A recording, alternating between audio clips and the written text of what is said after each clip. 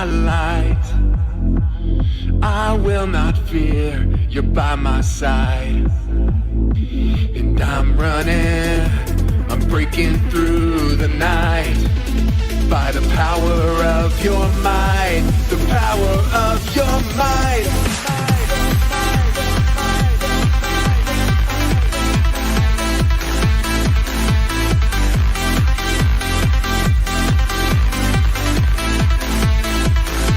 Give me life everlasting. You make me new. Jesus Christ, never ending. All because of you. I am unstoppable. Whoa, I am unstoppable.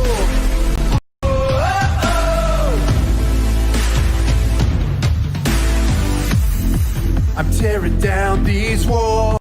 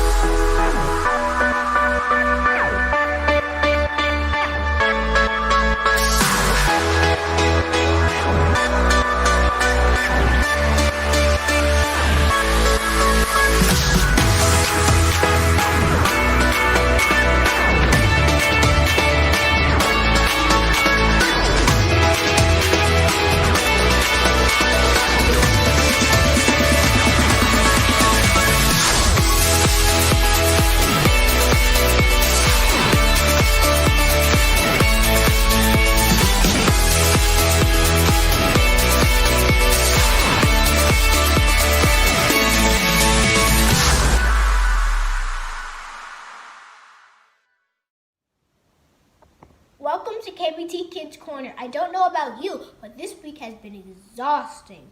I had a hard time finishing my schoolwork, especially since we are supposed to be done with school and on vacation.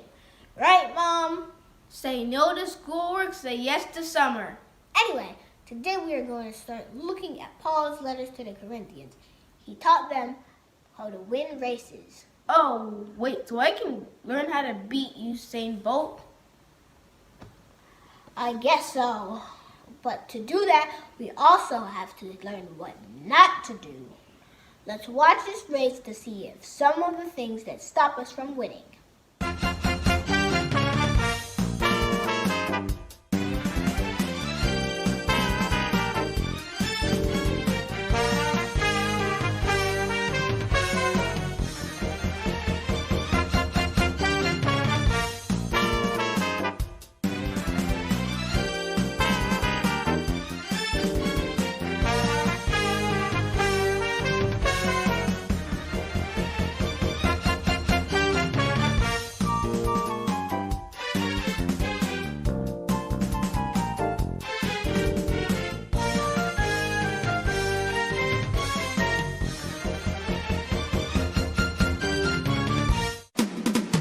Well, hello, ladies and gentlemen, boys and girls. Today's the big race, and we're just about to begin. Let's introduce our runners. In lane 1, we have the incredibly fast and overconfident Billy Eyes Closed. And in lane 2, we have the super quick but not so focused Susie Out of Bounds, also known as Zigzag. In the 3rd lane, we have the lightning fast Wanda Lookback. She's one of the fastest around, but hasn't won a medal yet. I wonder why. And finally, ladies and gentlemen, in lane 4, we have the not so fast but ever focused Mr. Stay the Course, Carlos Straight Ahead. Runners, on your mark, get set, go! They're off to a great start, Mike. It's a dead heat. That's correct, Bob. The track temperature is extremely hot today. Mike, that means they're all neck and neck. I'll have to disagree with you there, Bob. The one boy doesn't have much of a neck. Mighty big feet, though. Anyway, let's get back to the race. Uh-oh, ladies and gentlemen. We have a curve coming up ahead, and Billy Eyes Closed still has his eyes closed. Surely he'll open his eyes. Well, it looks like Billy's out of this race, folks. It's sure tough to run with your eyes closed. Well, Mike, let's check back with the other runners. So far, Susie Out of Bounds has been able to stay in her lane. This is the best heat for her thus far. But we're coming up to her fan section in the arena. Let's see if she gets distracted.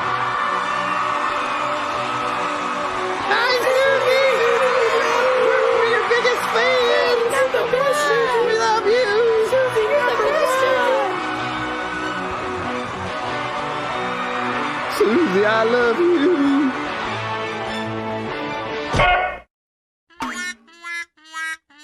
Sorry to say, folks, Susie didn't stay in the line, so she is disqualified. Well, folks, there are only 2 runners left in the race, but it looks like Wanda Lookback is looking back to see what happened.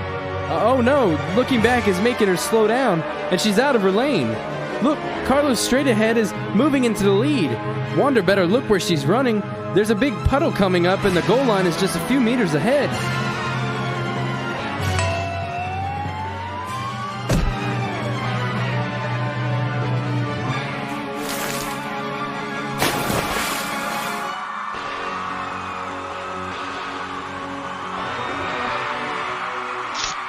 Well, you did it, Carlos. You kept your focus on the race and finished well, Mr. Perseverance. We congratulate you. Give that runner a contract. Or a hefty endorsement. Yeah, that'd be good too.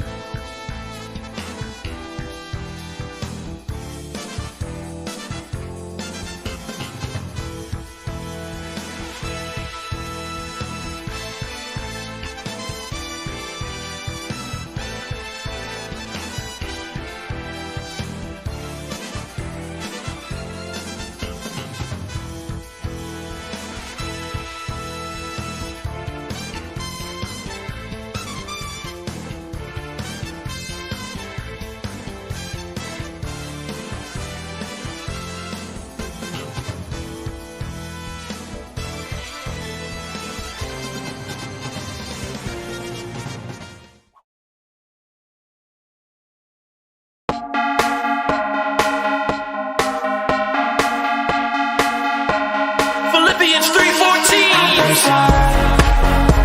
Toward the goal to win the prize for which God has called me heavenward in Christ Jesus.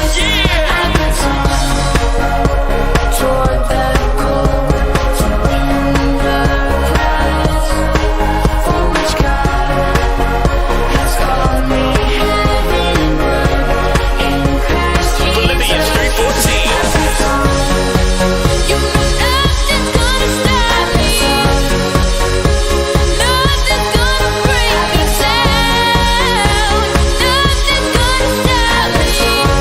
I'll never look back. I press on toward the goal to win the prize. Go, go. For which God has called me heavenward in Christ Jesus. I press on toward the goal to win the prize for which God has called me heavenward in Christ Jesus. I press on. You know nothing's gonna stop me. Nothing's gonna break me down. Nothing's gonna stop me. I'll never look back.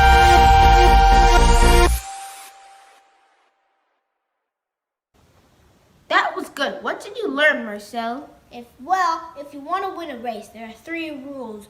Don't look back. Don't get distracted. Keep your eyes focused on the finish line, not yourself. Those are good lessons. I am well on my way to beating Usain Bolt. But there is one more thing you have to learn. Paul talked about it in his letter in Corinthians. Listen and learn. Slapstick Theater, Paul's letter about self-control. This is Paul, Oh, hey. who told people about Jesus in lots of different places. See ya. Paul also wrote letters to the different churches that he had visited while he was away from them. In Paul's first letter to the Corinthians, he wrote to them about discipline. He said, "Don't you realize that in a race everyone runs, but only one person gets the prize? Woohoo! So run to win. All athletes are disciplined in their training. They do it to win a prize that will fade away. But we do it for an eternal prize. So I run with purpose in every step.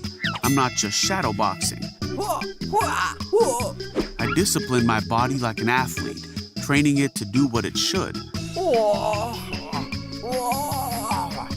Otherwise, I fear that after preaching to others, I myself might be disqualified." Paul wrote many more things to the Corinthians in his letters to encourage them and help to keep them on track as they learned more about God. So we must learn how to be disciplined, train ourselves to be the very best we can. That takes a lot of practice and a lot of focus.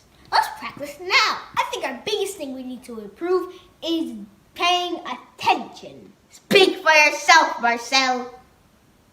Kids, try this game and see how well you can focus and pay attention.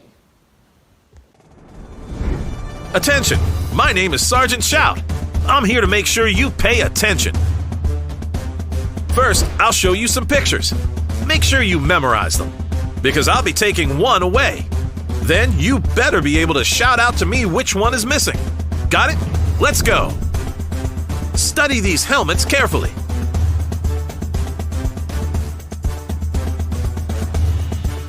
Now, which helmet is missing?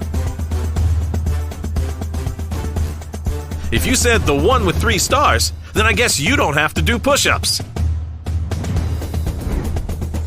Inspect these boots. Which pair of boots is no longer here? Well done. Black boots is correct.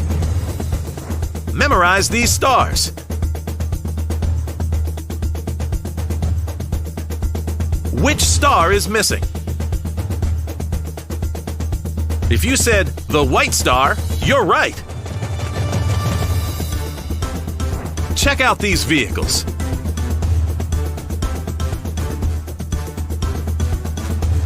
Which vehicle has gone missing?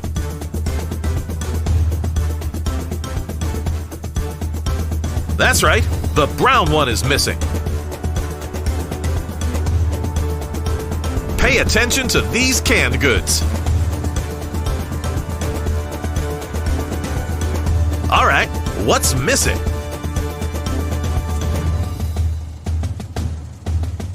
Good job. Peas is right. Looks like no KP duty for you. This is a little tougher. Pay attention to these supplies. Now, what's missing? Good eye. The tent is gone. Last one. Study everything you see here.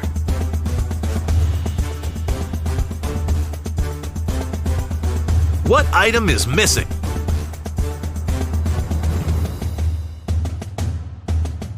That's right.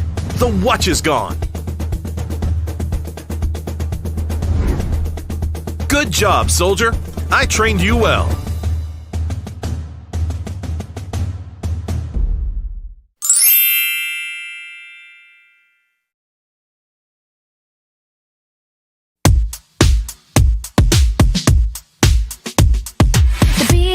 Bible, yes, that's the book for me. I sit alone on the Word of God, the Bible.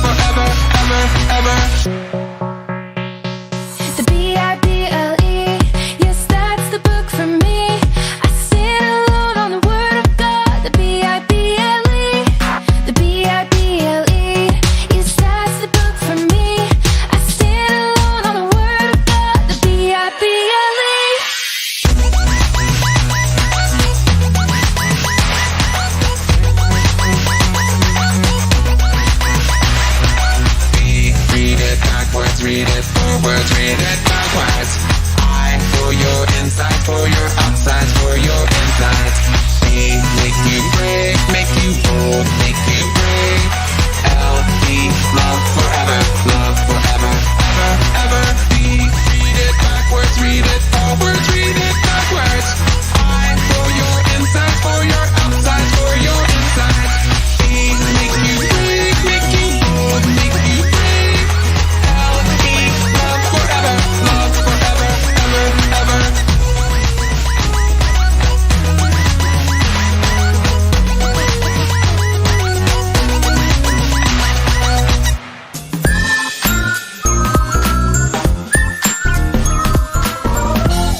All right. Well, we had some fun with poetry, but now it's time to get back into the book. Now, if you remember, King Solomon became very greedy in his old age. And since his heart was divided against God, God promised that he would divide the kingdom of Israel. But Israel was God's chosen nation. He brought them all the way up out of Egypt, and now he's just gonna split them up? Well, I think we should remember what God said to Job in the last story. No matter what happens, he's always in control. All right, but how did Israel get divided? Well, after Solomon died, he made his son Rehoboam the king of Israel. The people were grateful for a new king because Solomon made them work really hard. They were hoping Rehoboam would go easier on them, so they asked him if he would lighten their workload. Since Rehoboam was new at his job, he asked for some advice on what he should do. His older advisors told him to give the people what they want, but his younger friends disagreed. They said he should make the people work even harder than before, so that's what Rehoboam did. This made the people mad, so 10 of the tribes of Israel split off and formed their own nation. Okay, so what was Israel now? Like North Israel and South Israel? Sorta.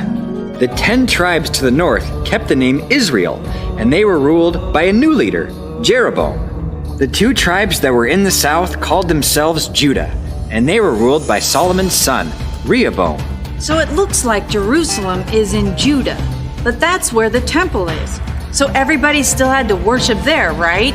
That's kind of a touchy subject. You see, Jeroboam didn't want his people going back to the temple in Jerusalem because he thought they might want to join up with Judah again.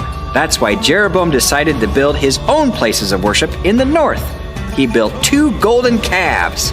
Oh man, more idols?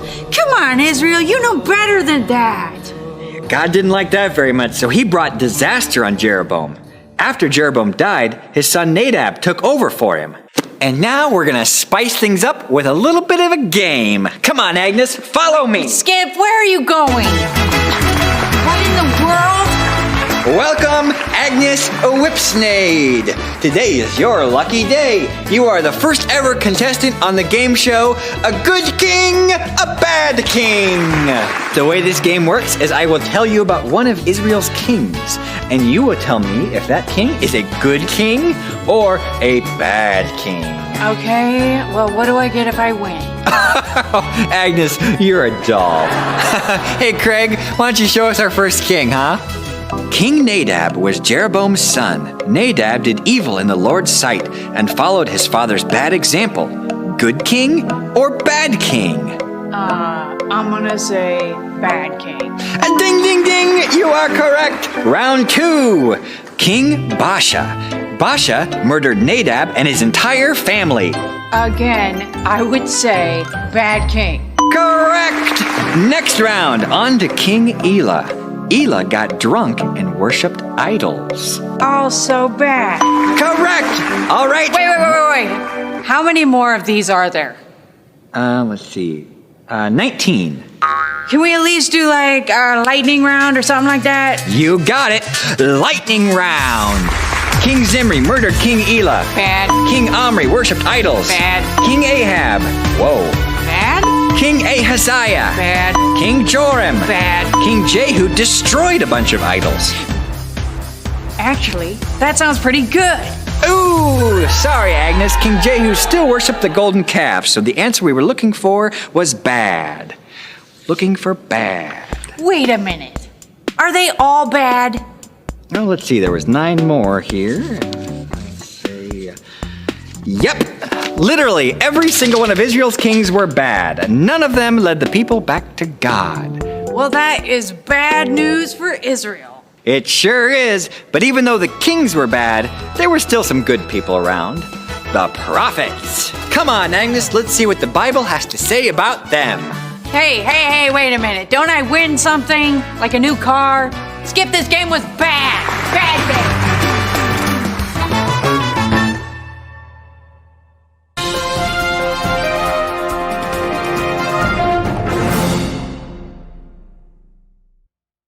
Today, we're going to learn about money. Life skills.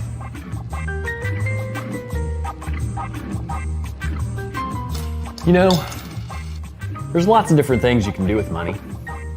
We're going to talk about some of them. Let's get started. What to do with money? Take one. Your money might look a little different if you're in a different country, but in America, this is what $1 looks like. International life skills! First, you have to get money. Do you know how to get money? Well, there's a number of different ways. Would you like to hear them? Okay, good. I'm glad you asked. One would be your birthday. Happy birthday! Here's some money. Another way is to earn it. Earning money is when you work for it. So you do a job, you do a chore, you rake somebody's yard, and they, in turn, give you. So those are the two ways that you can earn money. I'm not going to talk about the lottery. Just remember that money can be the root of all evil. So, you got money. Now what are you going to do with it? Well, you have three options. First, you can give it to your church or to a friend because you just think they deserve it, or to some organization that's doing really good stuff. Here you go. Second thing you can do with your money, save it. What are you going to do with all your money after you save it? Well, you can get a whole bunch of it together to make a great big purchase, or you can save it for an emergency when something really bad happens, or it's like, oh no, I need some money. You have it right there in your piggy bank. The third thing you can do with your money is spend it. Make sure that you think about the money that you spend before you spend it. Don't just go walking around being like, oh yeah, I got money and I want to spend it on something that I have not thought about. The thing to remember about spending money is that if you don't have it, you can't spend it. Because if you spend more than you have, somebody will come in and do this. Wait, you can't take that. That's my money. Oh, I spent more than I made. Make wise choices with your dough. We learned something new today. We learned something new. We learned something new today. We learned all about money.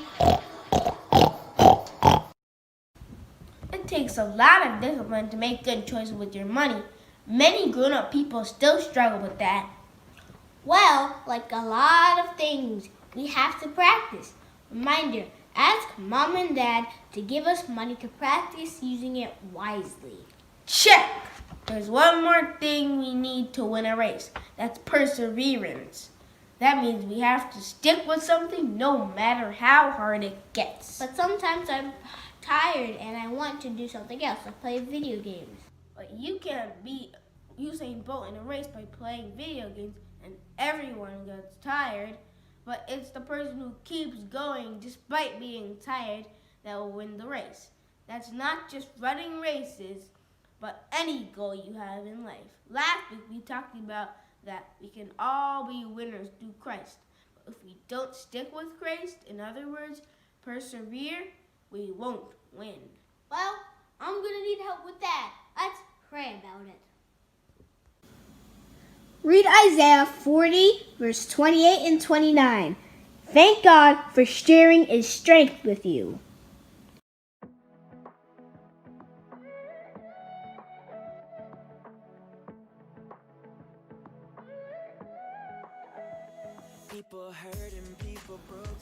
Read Proverbs 13, verse 4. Admit when and how you sometimes give up.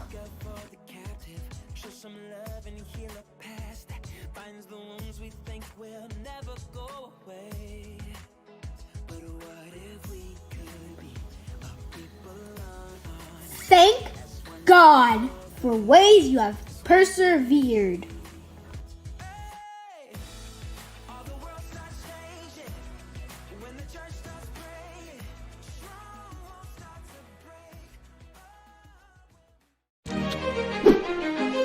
Hey everyone, it's Rich. Right now I am standing in the National Mall in Washington, D.C.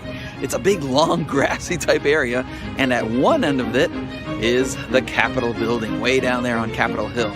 That's where the Senate and the congressmen and women all meet and have all their meetings and stuff. All the way to the other end of the mall is a very impressive and famous monument, Washington Monument, right there. It's an obelisk, which is copied from the Egyptian style of architecture, and it's kind of cool and really tall.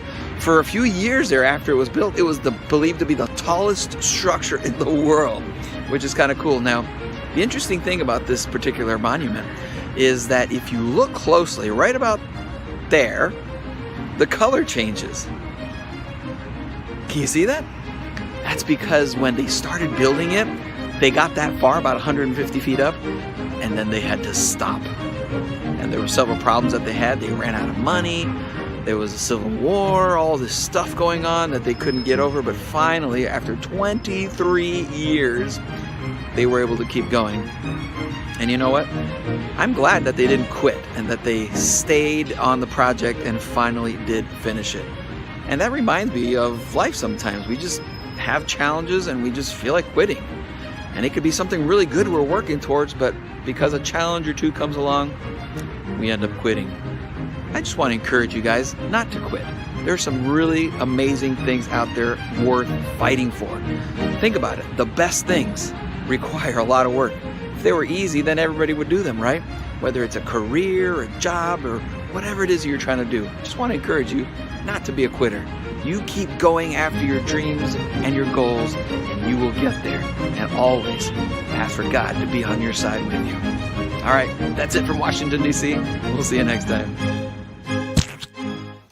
Well, that's all, folks. I have to leave you now. I have a race to win, but I need to start practicing being focused and practicing how to persevere. I hope you do too. Have a great week. You take me, you lead me to a place where there is freedom. What is broken, you're restoring. What is hurting, you are healing. Jesus, my shepherd, I can trust in you forever. And when I walk through the valley of the shadow of death, you tell me it's just a shadow. I won't forget that your love is always with me. Your joy is my strength. It's getting brighter, brighter with every step. With every step. With every step. Into the light, out of the darkness. It's getting brighter with every step. You take me, you lead me to a place where there is freedom. What is broken, you're restoring. What is hurting, you are healing. Jesus, my shepherd, I can trust in you forever. And when I walk through the valley of the shadow of death, you tell me it's just a shadow. I won't forget that your love is always with me. Your joy is my strength. It's getting brighter, brighter with every step.